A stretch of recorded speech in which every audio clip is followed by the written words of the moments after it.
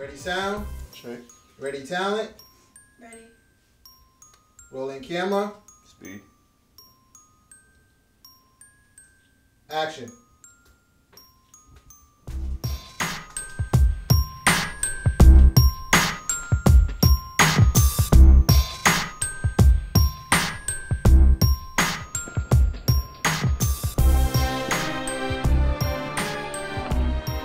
Because when she starts her lines, I want her, she's gonna say morning mommy, and she's gonna say morning baby, but she's gonna like cut her eyes to look in a direction, but she's never actually gonna fully turn around. So I want them to realize that she's occupied, and at that point is when I want you to tilt down.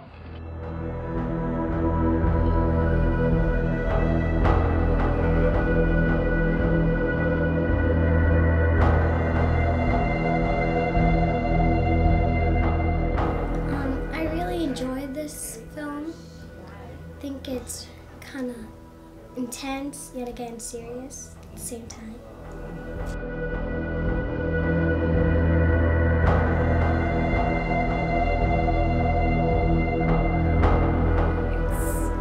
It's short, but it's very powerful, and I was actually a little intimidated because even though my part is a small part in the whole film, it's a very important part, and it was a challenge. That's one of the reasons why I wanted the part, because I wanted to push myself a little bit. It's the message that it gives is definitely going to be leaving the audience in shock, but hopefully to provoke a lot of conversation, important conversation, because it deals with a lot of different, I guess in some cases, taboo content that hopefully this will force people to talk more about it and bring things to light. And it deals with depression, it deals with struggles of being multiracial, especially the effects on the child growing up and everything that she deals with. So obviously not going to give too much away, but I was excited to work on this film. It's an important film.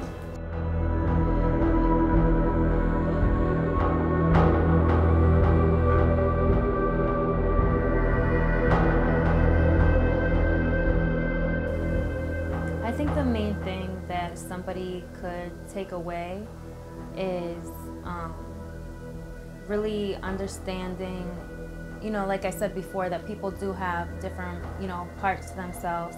And when you're dealing with people in your everyday life and your relations every day, you have to always keep in mind that you don't know what's going on the other side of the person when you're dealing with them, firsthand. Action. He was a handsome black man with strong hands and a beautiful smile. I loved him to pieces. He would lift me up and tell me how I'm the most beautiful girl in the world. And he would take me all these places and tell everybody that I was his daughter, his baby girl, his Pooh Bear.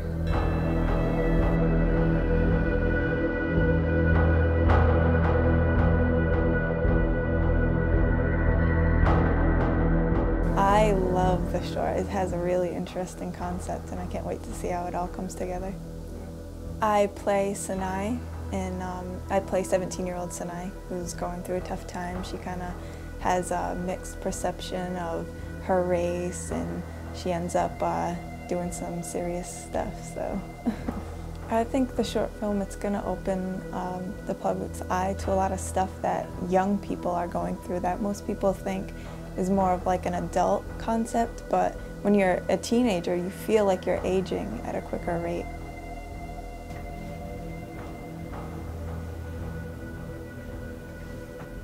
I'm only here because they made me.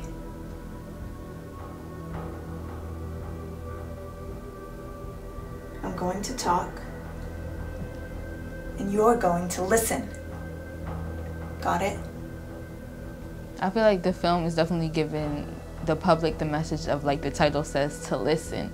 That there's something about taking time to sit down and hear someone else's story, that we cannot afford to walk around life as if we all exist in a vacuum and as if people's personal stories aren't important. Because what you see Sanaa going through is just these serious feelings of loneliness. You know, there's a point where she says, what about me? You know, it doesn't feel like anybody was looking for her. And what does it take to sit down and really hear someone's story and really just try to, even if you don't have the solution, be that voice that says, yo, your life is important. I want to hear what's going on with you and validate someone else's work just by taking the time to listen to what they have to say, right? And then hopefully from that, you know, we talk about, okay, now that we've listened to the stories, what are the solutions? Because this is a problem in our neighborhoods that we don't talk about. And that's one thing I love about Listen, that we're talking about depression, which is a problem in Black communities that isn't often addressed because it's something where we say sometimes we don't have time for, like, you know,